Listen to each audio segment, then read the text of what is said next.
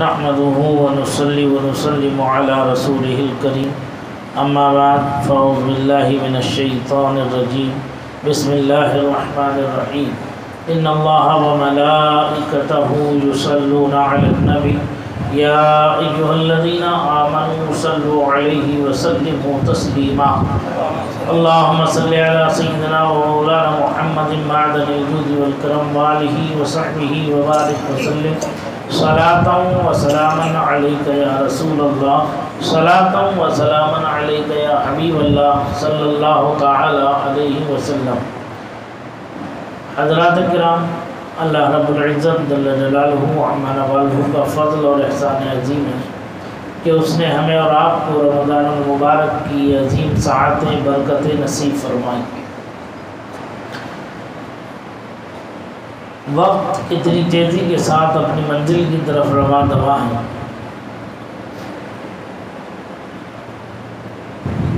کہ قرآن کریم کی تلاوت کرنے والے، تراویح پڑھنے والے جو ہے بعض جگہ تو تقریباً 15 سپارے بھی ہو گئے، جو لوگ 7 دن میں ختم کرنے والے ہیں، کچھ لوگ 10 دن میں ختم کرنے والے ہیں، اور کچھ لوگ 27ویں میں ختم کرنے والے ہیں۔ جیسا جیسا 1.25 پارہ 1.5 پارہ تلاوت کا ہو رہا ہے وہ بھی اپنی جگہ ہو رہا ہے، اور تیزی سے پڑھنے والے جو ہیں وہ بھی اپنی جگہ پڑھ رہے ہیں۔ لیکن یاد رکھیں، تیزی سے پڑھنے کا مطلب یہ ہرگز نہیں ہے کہ اس کے اندر حروف کٹ جائیں، مخرج کی ادائیگی نہ ہو، قرأت صحیح نہ ہو، تو ایسی نماز نہیں ہے۔ جس میں قرآن کی رعایت نہ کی جائے، ترتیل کی رعایت نہ کی جائے، وہ تلاوت نہیں، ایسی تلاوت سے نماز نہیں ہوگی۔ ہاں، جن جگہوں پر قرأت کی رعایت کرتے ہوئے ورتل القرآن ترتیلا کا حکم جو ہے اس پر عمل کرتے ہوئے صحیح قرأت ہو تو وہاں نماز یقیناً ہو جائے گی، اس میں کوئی شک و شبہ نہیں ہے۔ ہمارے یہاں بھی حافظ صاحب محترم نے جو ہے رات 6 پارے مکمل کر لیے۔ سورہ مائدہ کا ابتدائی کچھ حصہ جو ہے انہوں نے تلاوت کیا۔ کل حاضری نہ ہو سکی طبیعت کی علالت کی وجہ سے۔ پرسوں ہم نے سورہ بقرہ پر گفتگو کی تھی۔ سورہ بقرہ کے اندر بڑی باریکیاں ہیں، اس کے اندر بے شمار بیانات ہیں، بڑے پیارے پیارے واقعات بھی ہیں۔ انہی واقعات میں ایک واقعہ عرض کر کے میں اپنی بات کو آگے بڑھاؤں گا۔ تحویل قبلہ کا حکم بھی اسی سورہ بقرہ کے اندر ہے۔ تحویل قبلہ یعنی قبلے کو بدلنا۔ ابتدائی زمانے میں جو ہمارا قبلہ تھا وہ قبلہ اول بیت المقدس شریف تھا۔ سرور کائنات نور مجسم صلی اللہ علیہ وسلم نے جب اعلان نبوت فرمایا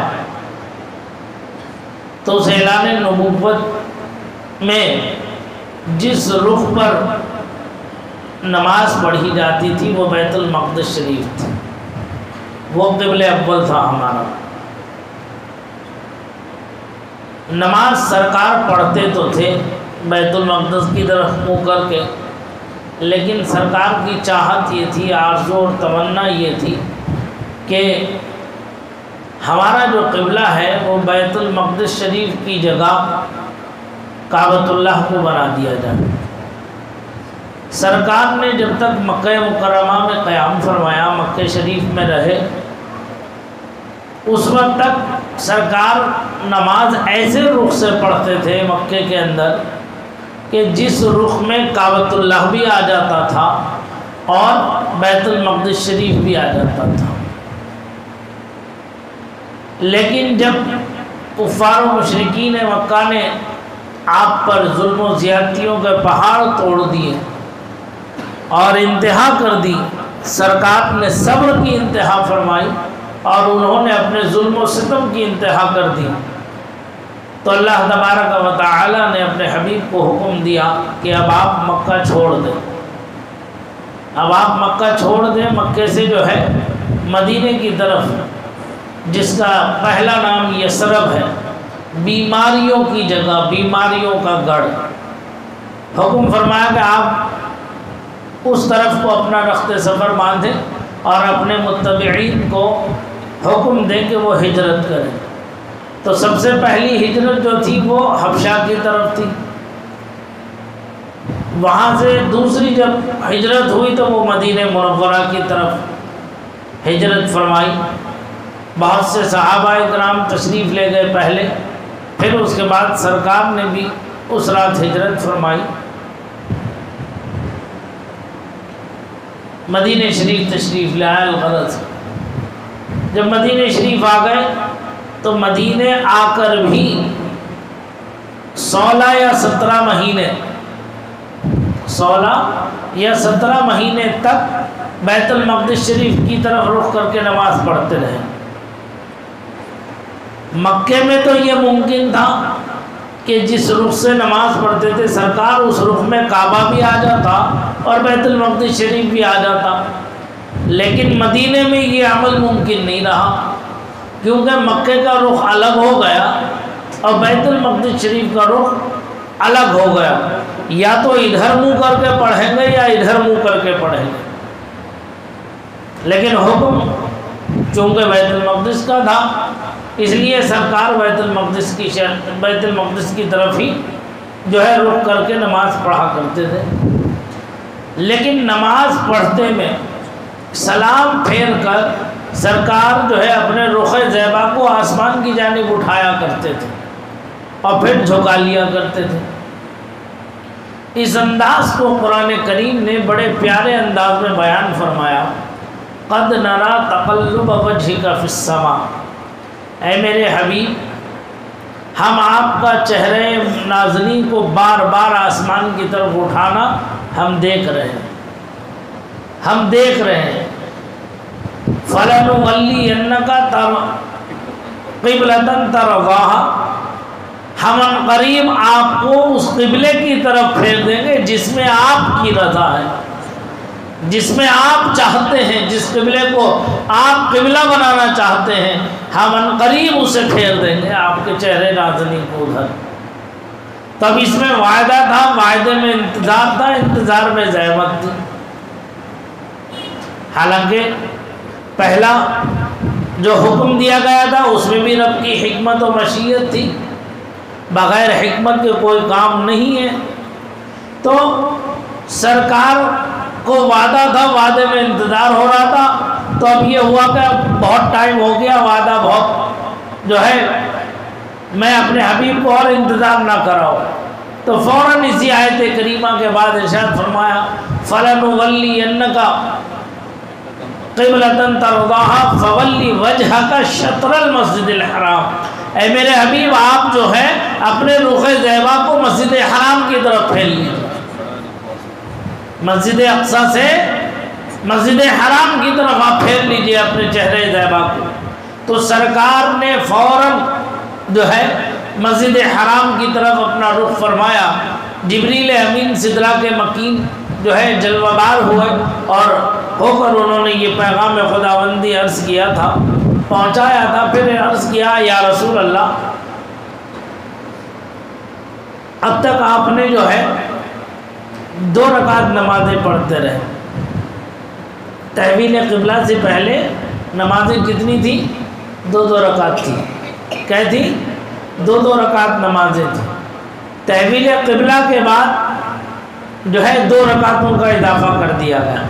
حضرت جبریل نے عرض کیا یا رسول اللہ علیہ السلام اب آپ جو ہے اپنے چہرے زیبا کو مسجد حرام کی طرف پھیر لیں، اور اس پھیرنے میں ظہر، عصر اور عشاء میں 2 رکعت اضافہ فرما لیں، 2 رکعت نماز کا آپ اضافہ فرما لیں۔ اب جو ہے سرکار کھڑے ہو کر سرکار نے 2 رکعت پھر ادا کر دی۔ یہ وقت بعض مفسرین اور شارحین کے نزدیک وقت ظہر تھا، بعض کے نزدیک وقت عصر تھا، لیکن اس میں تدبیر یوں کی گئی، کوئی پریشانی کی بات نہیں، ظہر ہو یا عصر۔ ظہر کی نماز میں تحویل قبلہ کا حکم ہوا۔ جو حضرات صحابہ کرام سرکار کی اقتداء میں نماز پڑھ رہے تھے، انہیں معلوم ہو گیا کہ اب جو ہے 2 رکعت کا اضافہ ہو گیا۔ وہ لوگ جب سرکار سے ملاقات کر کے واپس اپنی منزل کی طرف پہنچے، اپنے ٹھکانے پہنچے، تو انہوں نے جا کر کے وہاں اطلاع دی کہ آج کے بعد ہمارا قبلہ بیت المقدس نہیں ہے بلکہ کعبۃ اللہ کو بنا دیا گیا، لہذا اب بیت المقدس کی جگہ کعبۃ اللہ کی طرف رخ کر کے نماز پڑھی جائے۔ تو اب اس نماز پڑھنے میں 2 رکعت کا اضافہ ہو گیا، تو لہذا انہوں نے وہ جب تک پہنچے وہاں عصر کا وقت ہو گیا تھا، انہوں نے وہاں جا کر جو اطلاع دی تو وہ عصر کے وقت میں دی۔ تحویل قبلہ کا حکم نماز ظہر میں آیا۔ سمجھ میں آ گئی بات؟ تو اس میں کوئی روایتوں میں کوئی زیادہ تضاد نہیں ہے، اس طرح سے شارحین نے جو ہے تطبیق فرما دی۔ اب سرکار نے جو ہے کعبۃ اللہ کو اپنا قبلہ بنا کر کے اب وہاں نماز پڑھنا شروع کر دی۔ یہ تھا مدینہ شریف آنے کے بعد 16 یا 17 مہینے۔ اہل عرب جو ہے سوایا، ساڑا اور پون کو نہیں مانتے۔ ہمارے یہاں 1.25 کلو، 1.5 کلو، 1.25 کلو کا جو وہ مانتے ہیں نا، اہل عرب نہیں مانتے، یا تو قصر مانتے ہیں یا اس پر اضافہ مانتے ہیں۔ اگر جنہوں نے قصر مانا انہوں نے 16 مہینے کہہ دیا، سوایا کو نہیں مانا، انہوں نے ساڑھے کو نہیں مانا تو انہوں نے 16 مہینے کہہ دیا، جنہوں نے اضافے کو مانا انہوں نے 17 مہینے کہہ دیا۔ یعنی سرکار مدینہ شریف آ کے 16 یا 17 مہینے گزرے تھے کہ یہ تحویل قبلہ کا حکم جو ہے آ گیا۔ اب اس میں اور بھی بہت سی چیزیں ہیں، اس میں بڑے احکام ہیں، جو ہے بہت سے مسائل کا ذکر اس کے اندر کیا گیا، ان میں جو ہے اگر تفصیل میں جایا جائے گا تو بہت وقت درکار ہوگا، لیکن اس مختصر سے وقت میں ان تفصیلات کی گنجائش نہیں۔ اس کے بعد جو ہے سورت آتی ہے سورہ آل عمران۔ اس سورت کے بعد سورہ آل عمران آتی ہے۔ سورہ آل عمران جو ہے یہ مدینہ طیبہ میں نازل ہے۔ اس میں جو ہے 20 رکوع اور 200 آیتیں ہیں۔ اس میں 40 رکوع اور 286 آیات مقدسہ، اور اس میں 20 رکوع اور 200 آیت کریمہ اس کے اندر اس سورہ مبارکہ کے اندر آئی۔ اسے آل عمران کیوں کہا جاتا ہے؟ اسے آل عمران اس لیے کہا جاتا ہے کہ اس کے اندر بہت سے واقعات جہاں بیان کیے گئے ہیں، اس میں ایک واقعہ حضرت مریم رضی اللہ تعالی عنہا کا بھی ہے، اور اس میں ان کے والد ماجد حضرت عمران رضی اللہ تعالی عنہ کا ذکر ہے، اور ان کی آل پاک کا ذکر ہے، اس لیے اس سورت کا نام سورہ آل عمران پڑھا گیا۔ اور اس میں جو ہے بہت سی برکتیں ہیں، اور حدیث شریف میں فرمایا گیا ہے کہ رسول اللہ صلی اللہ علیہ وسلم نے فرمایا کہ جو ہے یہ 2 ایسی صورتیں ہیں، سورہ بقرہ، سورہ آل عمران، جیسا کہ میں نے پیچھے بھی عرض کیا تھا کہ یہ 2 صاحبان کی طرح ہیں، 2 بدلیوں کی طرح ہیں، جو جن کے درمیان روشنی ہو یا سب باندھے ہوئے پرندوں کی قطاریں ہوں۔ یہ دونوں صورتیں پڑھنے والے کو، جو 2 صورتیں پڑھتا ہے، اپنے پڑھنے والے کی شفاعت کرتی ہیں اللہ کے حضور، اپنے پڑھنے والے کی شفاعت کرتی ہیں اللہ تعالیٰ کی بارگاہ میں۔ اور اسی میں جو ہے اس میں حضرت عثمان رضی اللہ تعالیٰ عنہ فرماتے ہیں جو شخص رات میں سورہ آل عمران کی آخری آیتیں پڑھے گا تو اس کے لیے اللہ تعالیٰ جو ہے پوری رات عبادت کرنے کا ثواب لکھتا ہے۔ جو سورہ آل عمران کی آخری آیتیں ہیں ان آیتوں کو جو پڑھتا ہے اور پڑھ کے سو جائے تو جو ہے پوری رات عبادت گزاروں میں اس کا نام شامل ہو جاتا ہے۔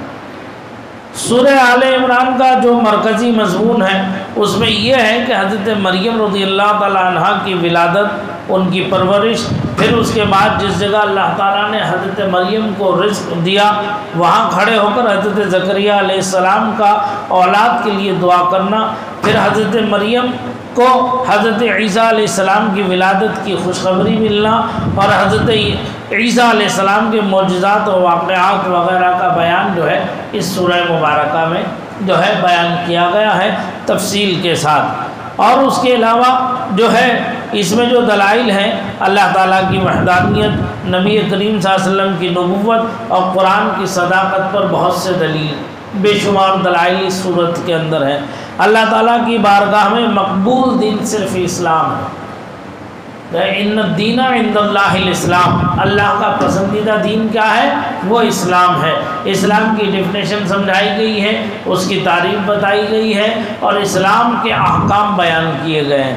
اور حضرت عیسیٰ علیہ السلام کی شان کے بارے پھر جھگڑنے والے، نبی کریم صلی اللہ علیہ وسلم کی نبوت کو جھٹلانے والے، قرآن مجید کا انکار کرنے والے نجران کے عیسائیوں سے حضور صلی اللہ علیہ وسلم کی ہونے والی گفتگو بیان کی گئی۔ میں اجمالی ذکر کر رہا ہوں، تفصیل کے لیے تو بہت لمبا وقت درکار ہوگا۔ پھر میثاق کے دن انبیاء کرام علیہ السلام سے سید المرسلین صلی اللہ علیہ وسلم کے بارے میں عہد لینے کا واقعہ بیان کیا گیا، یعنی روز میثاق جب اللہ تعالیٰ نے قیام فرمایا تھا، روز میثاق کو جو ہے اس میں اپنے تمام نبیوں سے اپنے رسول کے بارے میں عہد لیا تھا کہ جب وَإِذْ أَخَذْنَا مِيثَاقَ، جب میں دنیا میں اپنا حبیب بھیجوں، میں اپنا محبوب بھیجوں تو تم لوگ اس وقت کیا کرو گے؟ تم اس وقت ان کی مدد کرنا اور ان کی تائید کرنا، ان کی حمایت کرنا۔ سب نے کہا تھا کہ ہم تیرے حبیب کی جو ہے تائید کریں گے اور ہم اپنے امتیوں کو بھی جو ہے اس بات کی ہدایت کریں گے کہ جب وہ آنے والا عظیم الشان پیغمبر دنیا میں تشریف لائے تو تم جو ہے ہمارا جو کلمہ پڑھا ہے وہ تو ٹھیک ہے، لیکن اس کے بعد اس نبی کا کلمہ پڑھنا ہی تمہارے لیے نجات کا باعث ہوگا۔ اگر تم نے اس نبی کا کلمہ نہیں پڑھا تو تمہارے لیے نجات کا باعث کچھ نہیں ہے، ہمارے اوپر ایمان لانا بھی تمہیں کوئی فائدہ نہیں دے گا اس وقت۔ سمجھ میں آئی بات؟ تو اسی لیے فرمایا گیا کہ جب سرکار نے اعلان نبوت فرما دیا تو اس کے بعد آج جتنے بھی یہود و نصارہ ہیں یہ اپنے دین پر قائم نہیں ہیں، یہ اپنے دین پر قائم نہیں ہے۔ کیوں؟ اگر یہ اپنے دین پر قائم ہوتے تو صرف اللہ کے رسول کا کلمہ پڑھتے اور داخل اسلام ہو جاتے۔ یہ اسلام کے مخالف ہیں، اسلام کے دشمن ہیں، لہذا ان کی نجات کا کوئی مطلب ہی نہیں ہے۔ سمجھ میں آ رہی بات؟ تو یہ واقعات اس کے اندر بیان کیے گئے۔ پھر اس میں جو ہے احد کا واقعہ بیان کیا گیا آل عمران میں، پھر بدر کا واقعہ اس کے اندر بیان کیا گیا ہے۔ انشاءاللہ العزیز کسی موقع پر بدر کا واقعہ بھی انشاءاللہ گوش گزار کروں گا اور جنگ احد سے متعلق بھی کچھ باتیں عرض کروں گا۔ وقت میں اس وقت اتنی گنجائش نہیں ہے 10 سے 15 منٹ کی گفتگو میں کن کن باتوں کو سمیٹوں گا، ہے نا؟ جتنا بھی آپ حضرات سن رہے ہیں بہرکیف اس پر عمل کرنے کی کوشش کیجئے۔ جتنا آپ نے سنا اسے اچھے طریقے سے اپنے ذہن و دماغ میں بٹھا لیجئے۔ یہ باتیں بار بار نہیں ہوتی، بار بار نہیں آتی، اور یہ بھی اللہ کا کرم ہے ہم سب پر کہ جو ہے بیٹھ کر ہم اس کا ذکر کر لیتے ہیں، اس کے حبیب کی یاد کر لیتے ہیں، قرآن کے احکام کو سن لیتے ہیں، سمجھ لیتے ہیں، اور عمل کرنے کی توفیق تو اللہ تعالیٰ ہی اپنے کرم سے عطا فرماتا ہے۔ سمجھ میں آ رہی بات؟ اور یہ ماہ خیر رمضان المبارک ہے، اس کے اندر آپ جتنا زیادہ سے زیادہ کثرت سے قرآن کریم کی تلاوت کریں، اس کی بے شمار برکتیں ہیں، بے شمار فضیلتیں ہیں۔ اٹھتے بیٹھتے چلتے پھرتے کلمہ طیبہ کا ورد کریں، درود شریف کی کثرت کریں۔ یاد رکھو فرمایا گیا جس نے 70,000 مرتبہ کلمہ طیبہ پڑھ لیا اللہ تعالیٰ اس پر سے عذاب قبر کو اٹھا دیتا ہے، اس پر سے عذاب قبر کو اٹھا دیتا ہے۔ تو لہذا جو چاہتا ہے کہ مجھ پر سے عذاب قبر اٹھ جائے تو یہ غنیمت ہے رمضان المبارک۔ وضو بے وضو اٹھتے بیٹھتے چلتے پھرتے جو ہے کلمہ شریف کا ورد رکھیں اور عقد انامل کرتے رہیں، پوروں پر گنتے رہیں اور تعداد اس کی مکمل کر لیں، اور اگر بے تعداد بھی پڑھ لے تو اللہ کی رحمت بڑی وسیع ہے، ہم گن گن کر مانگتے ہیں، وہ بے گنے سب کچھ عطا فرما دیتے ہیں۔ ہاں سمجھ میں آ رہی بات؟ اور یہ رمضان کے مہینے میں ایک نیکی کا اجر جو ہے 10 گنا سے بڑھا کر 700 گنا تک کر دیا جاتا ہے۔ اب یہ ہمارا اپنا اپنا نصیبہ ہے، اپنی اپنی جو ہے قسمت ہے کہ ظاہر سی بات ہے جتنی محنت کرے گا اتنا ہی تو انعام پائے گا، اتنا ہی تو صلہ پائے گا، جتنی محنت کرے گا اتنی مزدوری اسے دی جائے گی۔ لہذا ان اللہ لا یضیع اجر المؤمنین، محسنین فرمایا کہ اللہ تعالیٰ مومنین و محسنین کا اجر جو ہے ضائع نہیں فرماتا۔ تو اپنا اپنا وقت ہے، جتنا وقت ہمارے پاس ہے ہر کام بھی کرتے رہو اور اللہ کا ذکر بھی کرتے رہو، اس سے تمہارے دل میں تقویت بھی ملے گی اور ایمان مضبوط بھی ہوگا، اور اللہ تعالیٰ اس کا اجر جو ہے دنیا اور آخرت دونوں جہان میں اپنے کرم سے عطا فرمائے گا۔ استغفر اللہ ربی من کل ذنب واتوب الیہ، آمین وآخر دعوانا الحمد للہ رب العالمین۔ اللہم ربنا آتنا فی الدنیا حسنہ وفی الآخرۃ حسنہ وقنا عذاب النار، الی یوم الدین برحمتک یا ارحم الراحمین، بحق لا الہ الا اللہ محمد رسول اللہ۔